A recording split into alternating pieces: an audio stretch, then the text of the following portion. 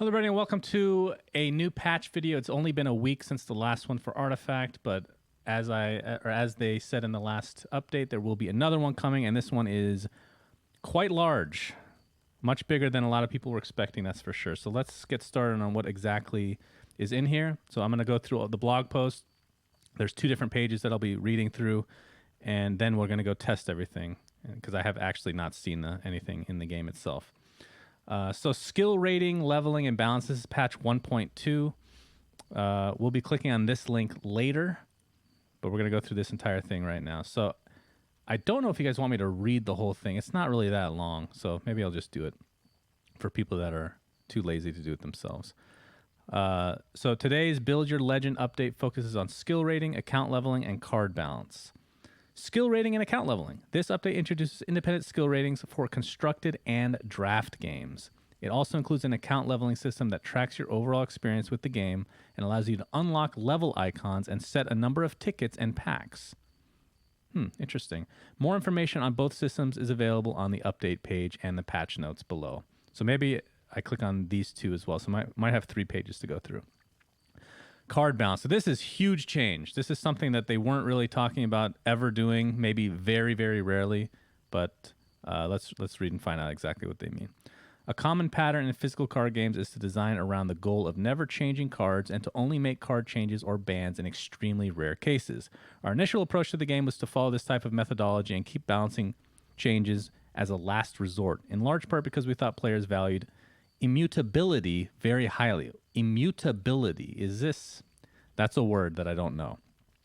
Since the release of Artifact, there have been a lot of discussions surrounding this topic. Input came in many forms, some from online discussions, some from direct feedback with players, and some through discussions among our own team members.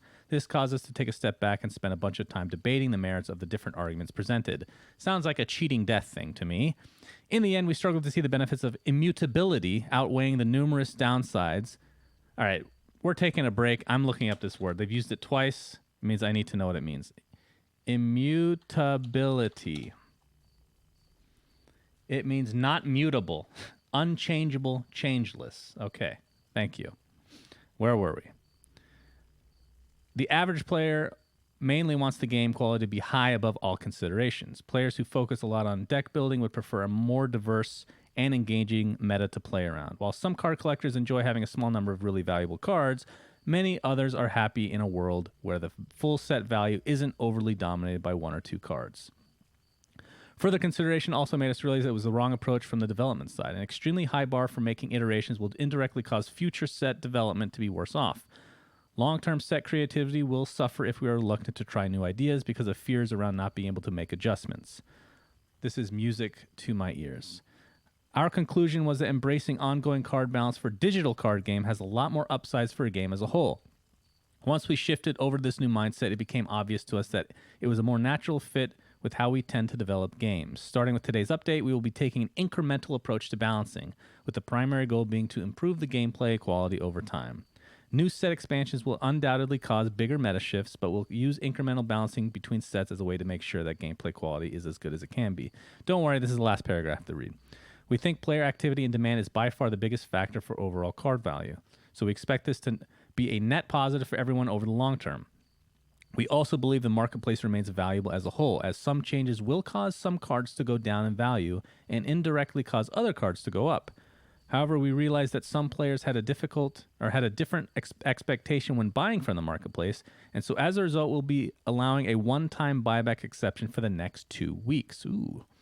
Any player that previously purchased today's changed cards from the marketplace can now visit this link to learn how to sell cards directly back to us for their peak selling price, or what the peak selling price was the last 24 hours prior to the announcement. This sell back process will begin tomorrow, December 21st. Wow. That's a huge deal. And of course, I have seen what the changes are, and we'll get to that in just a second, but I do want to say that this sounds like a lot like Dota, the way that Dota is run. Incremental changes, maybe the big patches in Dota will be essentially just the expansions for this, right? So if that's the case, then this is amazing news. Because in the beta, which I've been in I was in for a ridiculously long time, they made almost no changes. They made, I want to say, 2 to 3 changes, very slight, and then 2 rarity changes. That's it over like a 10-month span. So this is really good to see. All right, let's see what's changed. Axe. Base stats changed from 7 to 11 to 6 to 10. So I really like this a lot. One less. This is actually, if you guys were watching my stream last week, I said I think if he just got a lowered attack by 1, I wouldn't have a problem with this hero as much. This is actually, it looks smaller than it is. 1 attack is huge. Being able to equip like a short sword onto him now, 7 to 9. 9 damage kills like so many units. But if you reduce it by 1, then he's going to need more than the 2 attack to do something like that. And 6 attack is not that fearful. 10, 1 less HP as well is pretty big. Just being less tanky overall. I like that they kept the 2 armor because that's kind of his shtick, so to speak, right? So that is a very, very good change. I like that a lot. Bloodseeker. Base stats changed from 7.6 to 7.7. That's huge. Blood Rage, which is his signature card, mana cost changed from 5 to 4. Excellent. I don't know if this actually changes how good this hero is. This is huge. 7, I mean, this is the same stats as Bounty Hunter, right? And you have a card that is kind of like Bounty Hunter where it's not always useful.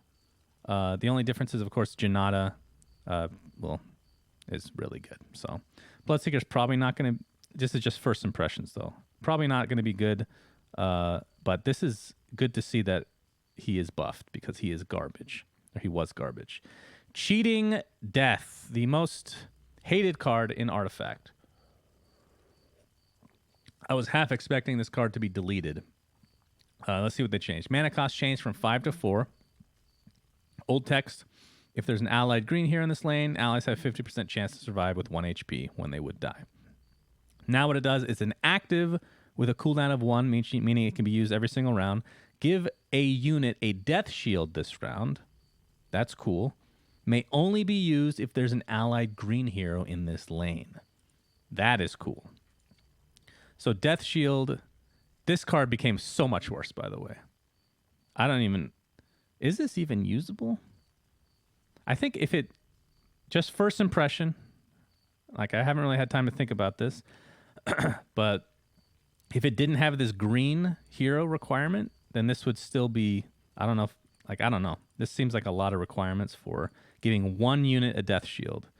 So Death Shield, there's only, well, now there's 2, but before there's only 1 unit in the game, the Relentless Zombie, that had it. You can see that the unit has a Death Shield. You basically just have to kill it twice. So if you put this on a green hero, they just have to kill them twice in the same round to be able to go through it. This is pretty interesting.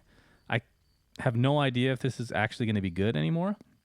But the fact that it's not this means I'm very happy. This is terrific. There's going to be less amazing clips from streams because of this change, but I think that's for the betterment of the game. And I can see that there's a Drow Ranger here, and I could not be happier. I think this hero is the best in the game, bar none. Best signature card in the game as well.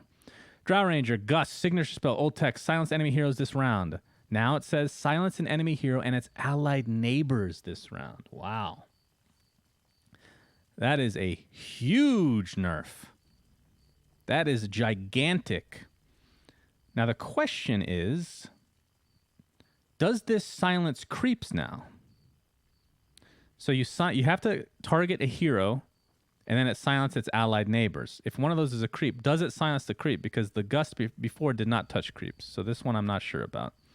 Either way, this is a huge nerf, even if it silences creeps, because that's a very specific scenario, right? That is a gigantic nerf for a hero that definitely needed it. The Storm deck is going to be positioning your heroes is going to be much more important now to be able to get away from a silence or a Gust. So that's huge. Jasper Daggers. Gold changed from 7 to 5.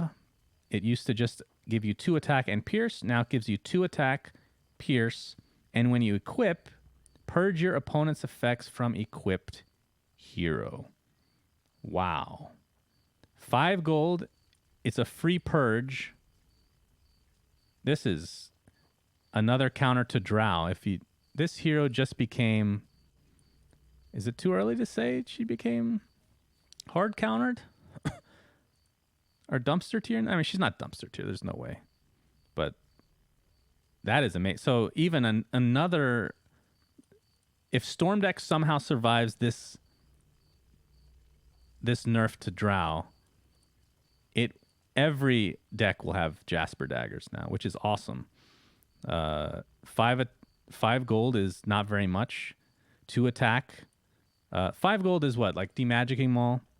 So instead of killing an improvement, which is not as reliable because you have to be unblocked, you get Pierce, which can be useful, but again, not as consistent. But purging your hero, that's huge. You can get rid of any modified effects then. So like viscous nasal goo. I'm having trouble thinking of anything else. Any negative armor that you've taken from like an Ursa attack, just literally anything that's modified from an enemy to you, it's a free purge. So this is... Before there was only a Photic Shield and that one, the card that's actually just called Purge, I think? Or whatever it's called. The 5 mana green spell that nobody ever used. So we now have a third Purge and it's an item. That's awesome. Very, very cool. Lion! After I went on a huge rant about how bad this hero is, I thought literally the worst hero in the game. Finger of Death, old text, deal 8 piercing damage to a unit. Now, deal 8 piercing damage to a unit. Quicken. Quicken means reduce cooldown by 1, but not below 1. Wow. Okay, this here's still bad. But that's a new mechanic, sounds like. Quicken. So it's a 4-round cooldown right now, right? Cleansing right. Yeah, thank you. So 4 round into so you're going to use it maybe twice in a game. I feel like this hero is still bad. Still really bad. I think he's not as bad as before, technically speaking, but that's pretty cool. I mean, a lot of these are kind of, I shouldn't say that. These actually were huge. Like Bloodseeker one's pretty minor, I think. I don't think the hero will be used that much. And Lion, kind of the same thought process, but you never know. We'll see. Outworld Devourer. Everyone thinks this hero is the worst in the game. It's between these two, really. Base stats change from 4.6 to 4.7. So his stats are better. I'm trying to think of what other blue heroes you got. Like Luna is a 3.8. I don't think this makes any difference. This hero is just terrible still. An extra HP, so the attack is what makes him unique for blue heroes. It's like Meepo's the other one with 4 attack. I feel like you could give this 10 HP and he'd still be bad. Is that just me? I don't know. His card is just so... His card is weird because when you use it, there's always a negative side to it. It's never like, oh, sometimes it's really good. I mean, that is the case. Sometimes it's really good. Sometimes it's just like, I gotta use it just to use it because it's going to be stuck in my hand. And I don't know. Some people think that this hero is a little bit underrated, and it's possible that I'm hating on him too much. But I'm not sure. Timbersaw, my boy. This hero, I don't really mind that much in draft. He's not very good in constructed, though. Reactive armor, old text. Timbersaw has +1 armor for each of its attackers, so the most armor he can get is 3 in a round. Now it says Timbersaw has 1 armor for each of its attackers. Each of Timbersaw's attackers have -1 armor. Oh, that's... So this out of the... Where was it? Bloodseeker, Lion, OD. This is the biggest change, I think, to a hero. -1 armor with Whirling Death. That means you're doing 3 damage instead of 2. That's like you're buffing the signature card as well. This is actually much better. Timbersaw just got a shit ton better. I'm still not sure if it catapults him up, like how far, but I think this is a huge change. That's really nice. It's not... So one thing to take into consideration, though, -1 armor, if a creep is attacking, Whirling Death still doesn't kill the creep, right? It's going to be 3 damage with the 4 HP creep. So it's not like this is game-breaking, but this is a nice change. I like this a lot. All right. So those are the balance changes, and we're going to be expecting more of these coming out in the future. So I'm kind of glad that they started small, and then they really dealt with the most OP stuff in the game, which Axe you can consider... I personally didn't have a huge issue with Axe. Just these slight nerfs are fine. Really, it's cheating, death, and drow that were the biggest issues for me. And those have been dealt with swiftly. All right, new features. Added skill rating. Skill rating is specific to a particular time period and game mode, draft or constructed, and ranges from 1 to 75. Once you've earned a rating, it will not decrease this season. Every matchmaking game outside of Call to Arms featured event contributes to skill rating adjustments. So that means casual, that means expert, both draft and constructed. Added account levels and unlocks. Every matchmaking game grants experience that contributes to account leveling. Increasing account level unlocks portraits and a number of event tickets and card packs. All right. This is what people wanted. A reason to keep playing. Added quicken keyword. We saw that earlier on activated abilities. This means reduce cooldown by 1, but not below 1. So very cool. Expecting this to be, I guess I have to make a new video just on to update our tutorial for mechanics section. Added equip effect. On items, this ability will trigger immediately after item is equipped to a hero. See Jasper Daggers. Okay. And fix some bugs that we don't really care too much about. Now we're going to go click on this one. All right. Build your legend. Introducing skill rating and account levels. The Path of Glory. Valor and skill are rewarded. Every match-made game in Artifact grants XP used to level your account and unlock more content. Reaching certain tiers grants level icons to show the world what you've accomplished, while others grant card packs or tickets, up to 15 of each this season. Okay, that's cool. Weekly bonus. If you win 3 games in a week, you'll be awarded a significant XP bonus. Whether you want to draft, play a Call to Arms game, or try out a new constructed deck, doesn't matter. Any win in a match-made game will move you closer to the bonus. Okay. So they said that obviously the rankings do not apply to Call to Arm games, but the weekly bonus does. Playstyle awards. Additional XP can be earned every match based on how you play. Did you fully equip all your heroes? Maybe you managed to win a game without using a single healing item. There are a dozen available bonuses, and you can earn up to 3 each match. So this one is win without losing heroes. That seems pretty difficult to do. Win with 1 HP left. That seems difficult to do. Student of Reptel, earn 100 plus gold. No, that's easy. Okay. Very cool, though. This is the stuff that people were asking for. The Path of Mastery. Rise above the crowd. Ranging from 1 to 75, your skill rating is a reflection of your rising mastery of Artifact. At the start of each season, does anybody know how long a season is? Is it like between expansions or something? That's probably what's going to be, right? At the end of each season, everyone starts at skill rating 1. Over the season, every victory against an opponent with a higher skill rating will raise your own. What is this? What is Luna's face, by the way? She looks fucking hideous here. What the fuck is this? Good Lord. I don't know why I'm... Everybody notice that? Need to zoom in on her and create like a new meme with this face. That is amazing. Anywho, independent ratings. Some players look to bring a finely honed constructed deck into a game. Others prefer to build one on the fly in draft. Independent constructed and draft skill ratings let you claim your kingdom or vie for both crowns. So different MMR essentially for draft and constructed. Now, how does that relate to? Is there a separate one for cat? Is there? We read that was casual constructed and casual draft. They have something as well, right? Seasonal ratings. During a season, once you've earned a skill rating, you'll never lose it. In a few months, a new season will begin, and ratings will reset, giving you a fresh opportunity to prove your skill. Okay. And I don't know if this... How do we go back? Update page. I don't know if this actually has anything new, but I'm going to click on it just in case. It's the exact same link. So, very nice. I am very happy with this, but I want to check it out in game now. So let's see what we got. So down here, you notice I moved my camera. I'm going to have to figure out where the heck to put my camera from now on. I think bottom right might be the best, unless people don't care about this. So my name, XP, weekly bonus, had nothing showed up. Win 3 games in a week to earn 1,000 XP. The timer starts after your first win. Okay. We can do that today. Level icon.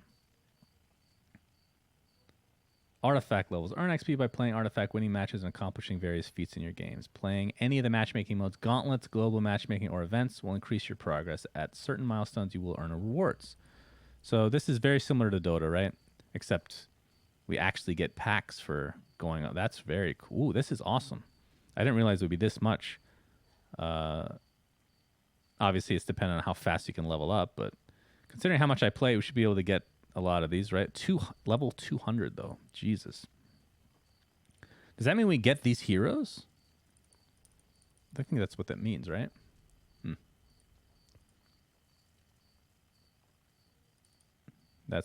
Oh, it becomes the icon that you can use here. So right now we can't use any icons. Okay, that makes sense. So 3 packs, 3 event tickets. I mean, that's pretty nice. I want to go see if it shows anything different in this area. So here we'll go to, wait. Did they change the prize play? That's what it's called now? So it's not called expert play anymore. So we're still getting the same rewards, right? 1 ticket, 2 packs. Okay. So a lot of this stuff, ooh, draft skill rating is 1. We got to up our game, guys. All right. So I guess there's really not that much to show. Let me go through the notes real quick again. Like the balance changes are going to be the ones to see. Like all this XP related stuff, we just have to play games to get. So we will do that on stream. But for the VOD, we will be remaking some of the, not remaking, but we'll be coming out with like an update video that shows the things that were actually changed and how they look now. So for example, cheating death, how that would work. Jasper daggers, things like that. So I guess all in all, we don't have to test anything in game because a lot of that comes to just playing. So I do want to look in the card gallery though. It sucks that my camera's here now. 6-2-10. Oh my god, you look so sad. Lion.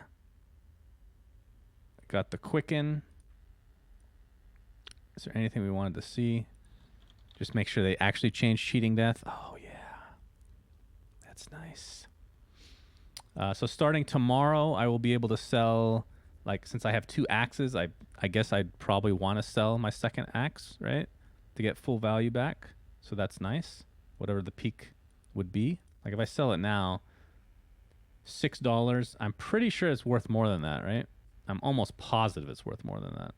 Con is only $250. Yeah. Well, $250. That's actually super cheap. Why is that so cheap? Anyway, yeah. So that is nice. Very good update. I think a lot of people are going to be really happy with this. Valve, super kudos to you. They put in, I assume, extra time during the holidays. I mean, they're working like, usually people are out of the office by this point, right? So good job to Valve, and hoping for more updates in the future, balance-wise, because this is a great start. I'm very happy about Drow in particular. So thanks for watching this VOD, guys. If you're watching on stream, then we're just going to play the shit out of this game now. So thanks for watching, and goodbye.